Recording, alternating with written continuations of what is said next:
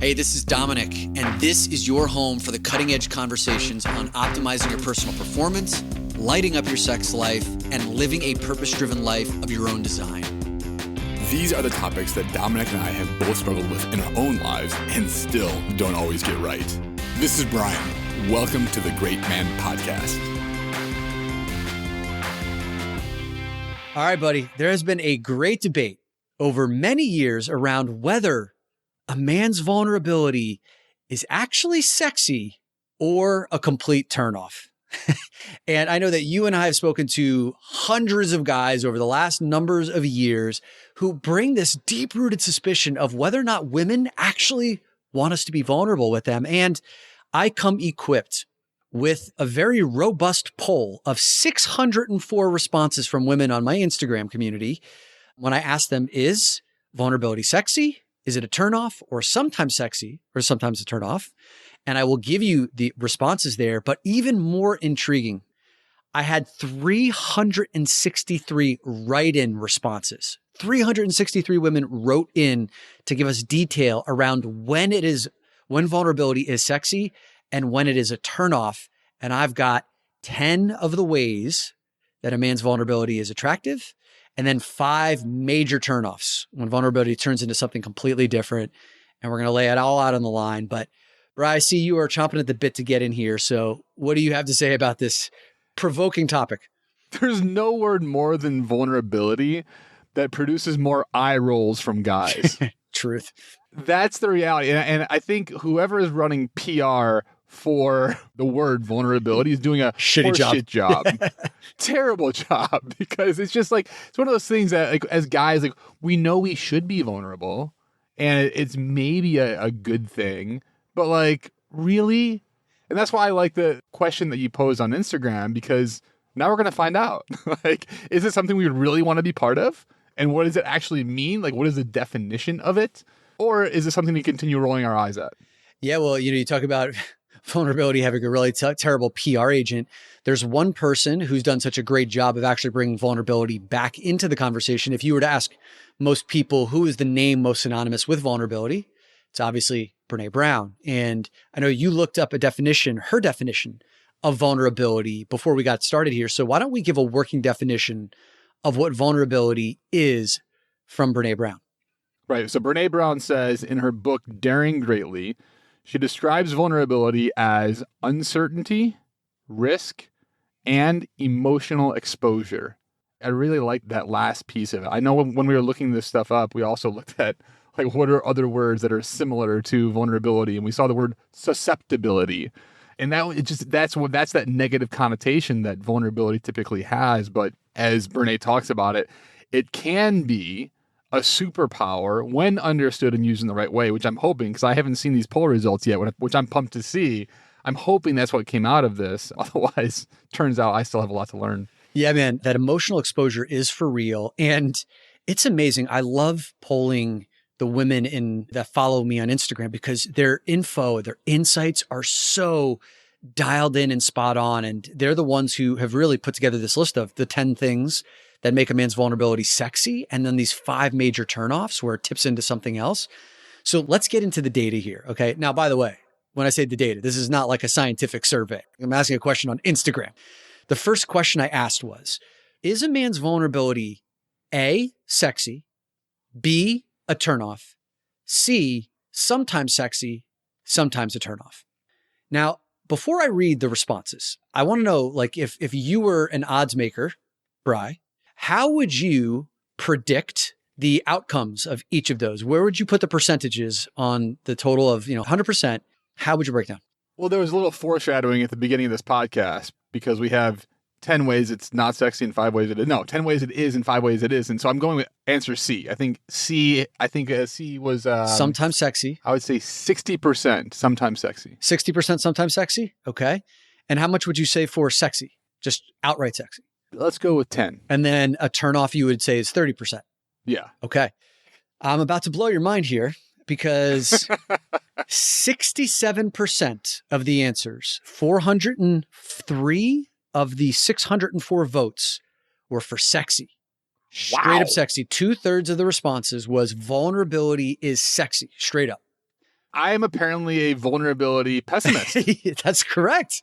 This is great to Yes, hear. Okay. and only 1%, these were 9 votes out of 604, 1% said it's a turnoff. That's it. Wow. Okay. So something we should pay attention Right, to. 32%, right? So a third of the responses said it's sometimes sexy and sometimes a turnoff. Now, that was a resounding victory for the vulnerability advocates. And I also have to preface this in the fact that the audience of women who follow me is not necessarily indicative of a larger audience of people, right? There's a certain kind of content that I put out, and there's a certain kind of woman that ends up following it. Many of them are advocates of men who are doing inner work. So I certainly don't want to posit that the answers and responses that we're getting here, you could take into any culture, into any society, and you would get the same responses. But if you want to know who the women are that are hanging out with me, that are hanging out with us, they're the ones who value this vulnerability. And they also, through their written responses, are very clear on the kind of vulnerability that is sexy and the kind of vulnerability that ain't so sexy. So you ready to get into those? Let's do it. So I'm going to rattle off a few of these 10 ways that a man's vulnerability is sexy. And again, these are based on 363 responses from women. Number 1, self-awareness. The man's ability to feel, identify, and express what he's feeling is sexy. You have that self-awareness. We call that emotional fluency, the ability to feel your feelings, identify the feelings, name them, and express what you're feeling is sexy. Number 2, ownership of those feelings. When you are able to own what you're feeling and not make your feelings her responsibility, right? So I'm sad, I'm angry, I'm upset, I'm feeling insecure. When you own that and say, these are my feelings, I need to process them and deal with them, versus like, now they're your problems. I'm going to whine about them. I'm going to dump it in your lap. I want you to be upset with me. When you own it, that is sexy. Number 3, it conveys depth. Right? The fact that you're in touch with your heart and your inner world shows that you've got depth beyond just the surface. Like you can actually go to these deeper places. I'll hit 2 more of these and then I'll pause. Courage, the confidence that you have to face and feel the difficult emotions versus bulldozing past them or suppressing them or ignoring them, denying them. That's sexy. And number 5 is discernment. So when you have discretion with whom you choose to share these feelings. You're not just kind of going around and spilling out your guts to everybody, but that you discern, especially with your partner or, you know, like a woman who cares about you, that you can trust her. That's really sexy for hers to know that you will share it with her, but not necessarily just any person on the street who's, you know, not emotionally aware themselves. So those are the first batch of 5. What's coming up for you, buddy? Well, I noticed that all 5 of those, if the connotation to vulnerability was this kind of susceptibility, this negative, this weakness, it's interesting that the first 5 words all have to do with strength. I mean, self-awareness and ownership and discernment, right? These are all like very depth, right? These are all like, if you're asking me to define masculine, right? Like all of these would be in that sort of definition. So I think this blows the cover off of the weakness that vulnerability sometimes has when we think about it. Absolutely. And for me, like the ownership is a really, really big one where it's, okay, I'm feeling what I'm feeling. I'm not placing it upon you. I'm sharing with you. Like I'm opening to you around what's going on in here, but I'm not making it now your problem, right? I'm not asking you to pick up after me. I'm not asking you to hold this big pile of vomit. You know, I'm not sliming you with my problems, but I'm just revealing to you what's going on in here, and I'm going to go handle it, you know, and sure, you know, throw some love and support and listen. But when this is done, it's on me to go and deal with it. That's a big part. I think it's helpful here to think about the opposite of that, right? What's the opposite of ownership? Blame is probably a pretty good word. Have you ever heard someone start to complain about some sort of situation? They blame somebody else. Like, how exciting is that to hear? It sucks the life right out of you. Almost. Yeah, exactly. It sucks the life right out of you.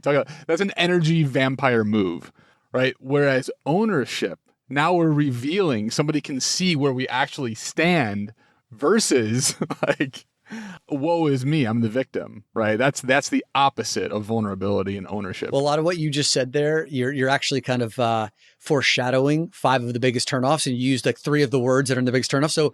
So before you jump the gun there, let me get to these other 5 things that women found really sexy about a man's vulnerability. Reason number 6 about what makes a man's vulnerability sexy is connection. Vulnerability is an invitation into your inner world, right? And that by its very nature is intimacy. It's connection, allowing that person to know what's going on in your heart, in your inner world.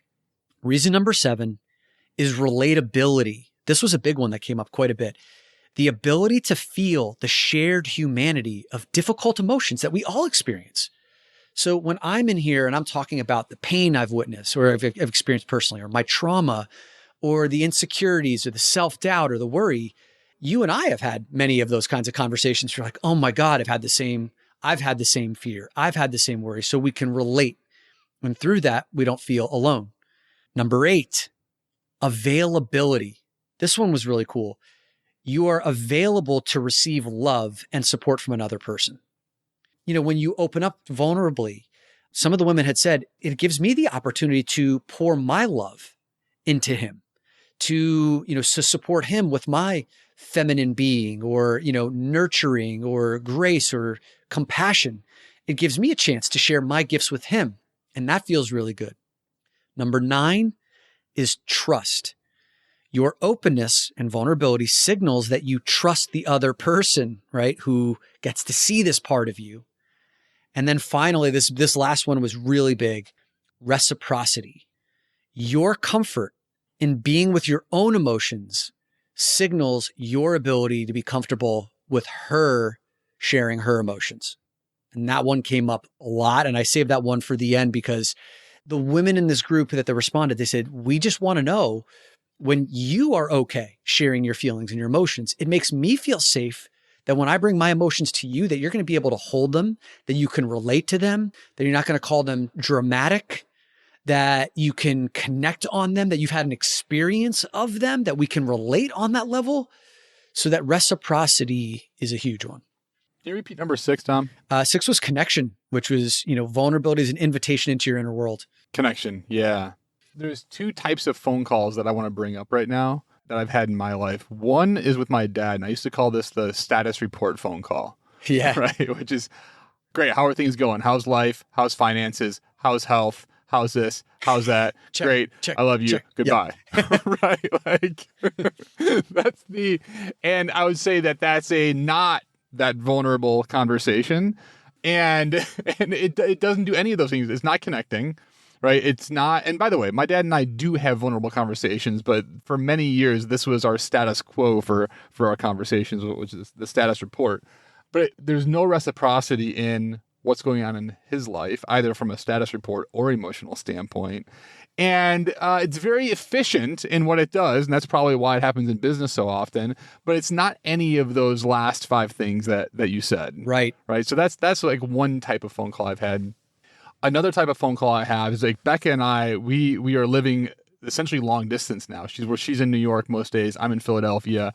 And so when we get time to catch up, my default sometimes is go to the status report. And I have to catch myself sometimes, like, well, hold on a second. And what I notice is that when I do catch myself and I reveal what's actually going on in my inner world, she remembers those moments.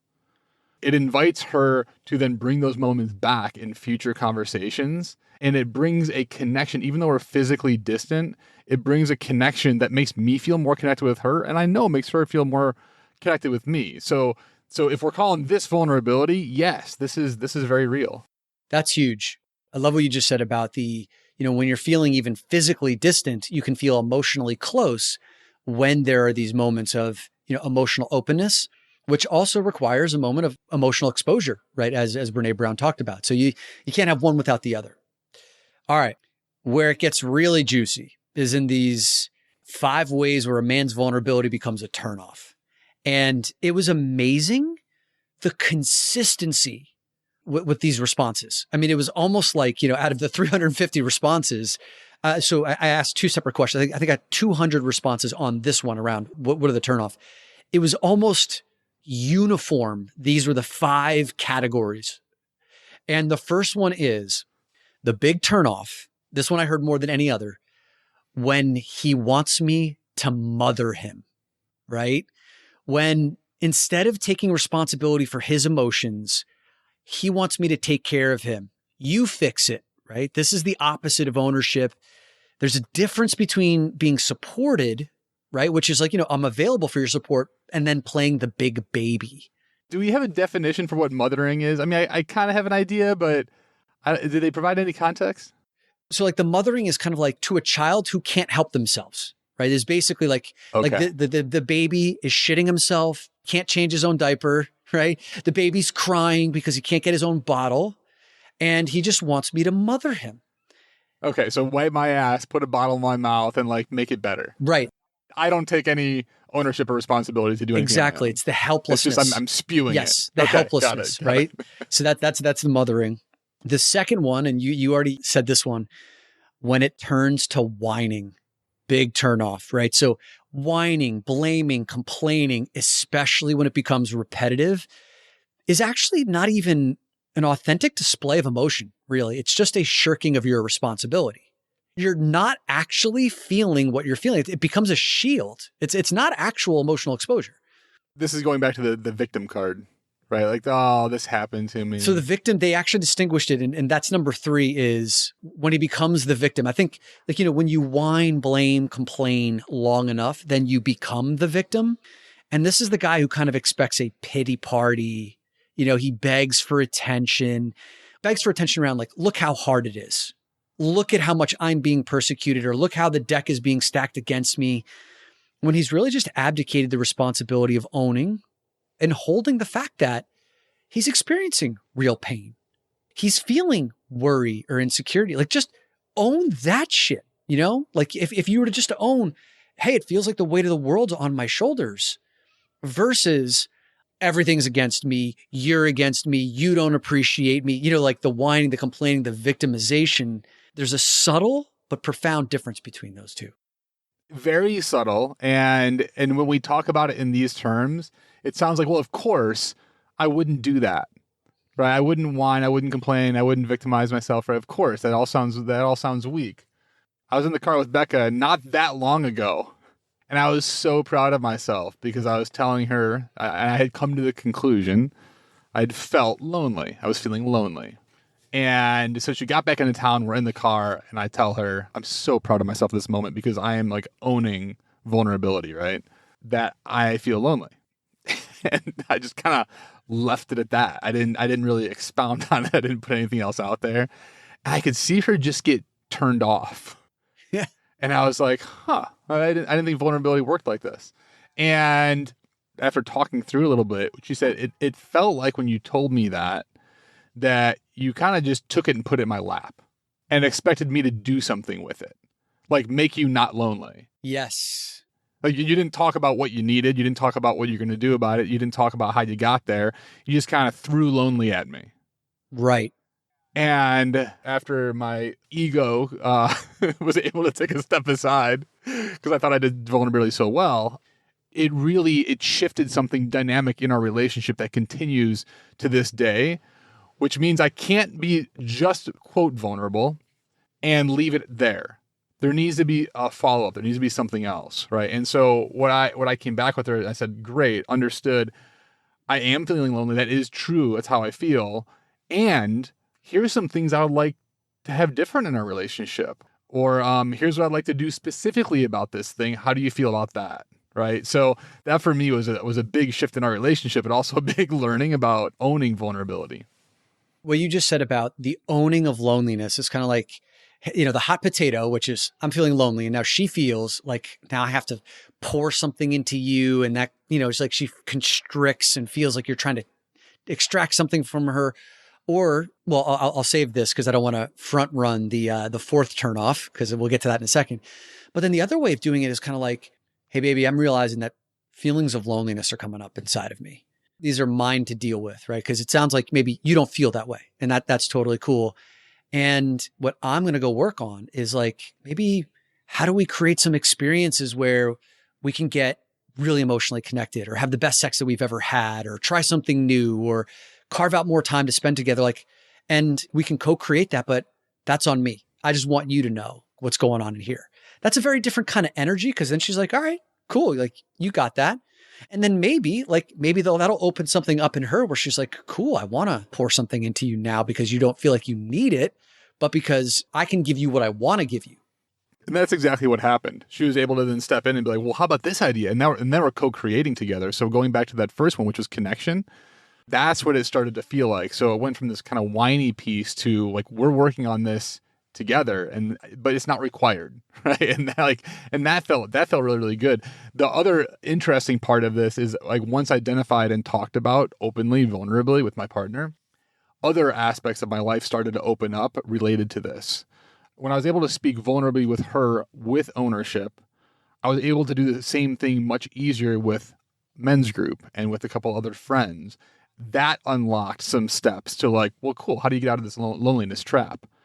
And I went from feeling lonely literally in 1 week to like, I got plans. I'm meeting new people. I'm going out and doing different things. And so it was really cool, like how much that one instance of vulnerability, even though it wasn't done appropriately, right? I was in the 5 category, not the 10 category, but how much it changed and how quickly it changed. And that's all because you chose to take responsibility. That's really the bottom line here. So the last 2 turnoffs, I want to hit these. The 4th turnoff is when he uses vulnerability to manipulate. And so when vulnerability is used as a tool for something else, right? To maybe guilt someone into doing something that you want, using it to secure sex, like I'm sad, I'm lonely, can we have sex? Like it would feel better if we could, be intimate, or to seduce someone into trusting you. We see a lot of guys, especially in the spiritual community, who know how to emote and to be emotional. And I heard from a number of women who responded to this question. It's like some of the more narcissistic guys will use emotional vulnerability as a tool to seduce someone in to trusting them, when it was really less about a pure emotional expression and more like I know that this is going to turn you on, or I know this can push your button. I'm going to reel you in. That's a turnoff. This one's dangerous because it often works. Sure. And so we get this feedback loop of like, oh, I can use this vulnerability thing as a tool, as a weapon to get what I want. I equate it to kind of like anger. Like anger can be powerful. It can be used to take action, but oftentimes it comes with this like negative residue that's left over afterwards. Right. So yeah, sure. And you can use a hammer to kill a fly, but there's going to be collateral damage. Right. And so vulnerability as a weapon, some guys, the belief is that they're actually doing it appropriately. And because they're getting the response that they were looking for. That's why that one's pretty dangerous. Yeah. And that gets exposed over a longer period of time, or, with a woman who's really practiced and can see through that shit, very quickly. Either way, it's a turn off. The 5th and final turnoff, and this one's kind of where it all boils down to, is when he doesn't want to work on it, right? Like when he doesn't want to work on the emotions that come up or the thing he's upset about. So when there's no real introspection, when there's no ownership, when there's no growth of self-awareness, when there's no seeking for clarity, no action taking, well, brother, there's really nothing sexy at all about any of that. And so if you've opened up for months about how your boss is pissing you off, or how you never have enough time to do the things that you want to do, or you're lonely, using that example over and over, but you're not doing a damn thing different. You're not taking any ownership. You're not getting therapy. You're not making any changes. You're not establishing any boundaries. You're not talking to other men to work. When you're just freaking puddling it out everywhere, that's not sexy at all. And that becomes a major turnoff. So, Brian, I think really the bottom line is here, what the dividing line between what makes vulnerability sexy and what's a turnoff really boils down to the ownership of things. And when you're able to own the emotional awareness, emotional exposure, to own the fact that these painful emotions are yours to deal with, they're ultimately your responsibility. Of course, you can secure support and you can ask for guidance and for feedback and for counseling. But ultimately, like, you are the master of your own domain. You have to be the one who owns all of that. And as soon as it tips over into something else, where you want the mothering, or you put the hot potato in someone else's lap to fix it, or use it for manipulation, then you are repelling the other person, either slowly or very, very quickly. It may have taken a 30-minute podcast to understand vulnerability like this. And I think the percentages now would feel a little bit differently, right? Based on the definitions and what I heard for these 10 things. Because the vulnerability with ownership, that is sexy. And you know what? It feels really good and powerful too. Whereas the other 5, which I've done and experienced. Me too. Not so much. Yeah. So this is at least one notch in the belt for vulnerability in writing the PR ship. Agreed. For vulnerability. And thank you to the 600 plus women who provided all the contributions here in the insights. We co-created something special here. So to finish where we started, gentlemen, is a man's vulnerability sexy or a turnoff? I think we heard resoundingly that vulnerability can be very sexy when we have the courage to own what it is that we're feeling and to name it and to communicate it and to take responsibility for it. Hey, did you get something of value out of this podcast? If so, I'm going to ask you a favor. Would you be so amazing as to go over to Apple Podcasts and leave us a rating and a review? Your ratings and reviews can show someone who's just discovered our podcast for the first time that we are worth listening to. And that way we can reach a wider audience. So please head over to Apple Podcasts, leave us a rating and review. You rock.